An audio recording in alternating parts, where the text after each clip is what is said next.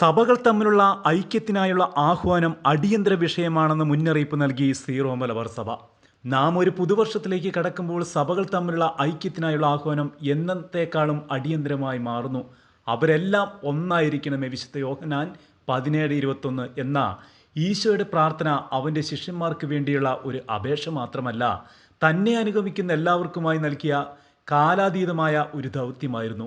ഭിന്നിപ്പും കലഹവും നിറഞ്ഞൊരു ലോകത്ത് ഐക്യത്തിനു വേണ്ടി മാത്രമല്ല, നമ്മൾ പങ്കിടുന്ന വിശ്വാസത്തിനും മൂല്യങ്ങൾക്കും ഭീഷണിയായ വെല്ലുവിളികളെ നേരിടുവാൻ ഒരുമിച്ച് നിൽക്കാൻ നസ്രായൻ നമ്മെ ക്ഷണിക്കുകയാണ്.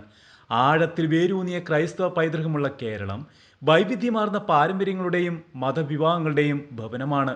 ഈ വൈവിധ്യം ഒരു അനുഗ്രഹമാണെങ്കിലും അത് ചിലപ്പോൾ വിശ്വാസികളെ ഭിന്നിപ്പിച്ചേക്കാവുന്ന വ്യത്യാസങ്ങളും കൊണ്ടുവരുന്നുണ്ട്.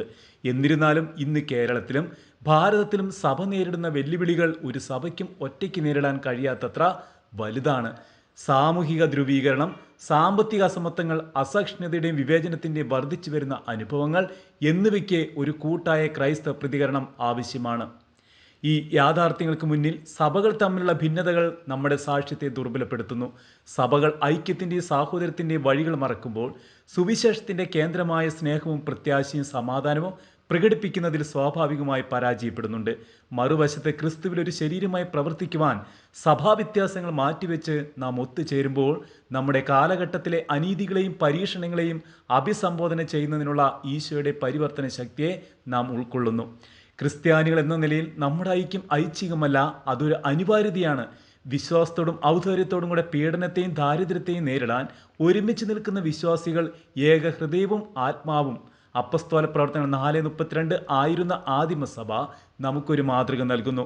ഈശോയിലുള്ള ഐക്യത്തിൻ്റെ ശക്തിയെക്കുറിച്ച് ലോകത്തെ ഓർമ്മിപ്പിച്ചുകൊണ്ട് ആ ചൈതന്യം അനുകരിക്കാനാണ് ഇന്ന് നാം വിളിക്കപ്പെടുക. അതിനാൽ രക്ഷകനായ ഈശോയിൽ വിശ്വസിക്കുകയും അവിടുത്തെ സുവിശേഷം പ്രഘോഷിക്കുകയും ചെയ്യുന്ന സഭകൾ സ്നേഹത്തിലും ഐക്യത്തിലും വ്യാപരിക്കുവാനും കാലഘട്ടത്തിൻ്റെ വെല്ലുവിളികളെ സുവിശേഷ മാർഗത്തിൽ നേരിടുവാനും അതുവഴി വിശ്വാസ സാക്ഷ്യത്തിൻ്റെ കരുത്തോടെ മുന്നേറാനും സഭ ഐക്യ സംരംഭങ്ങളെ നമുക്ക് ശക്തിപ്പെടുത്താം.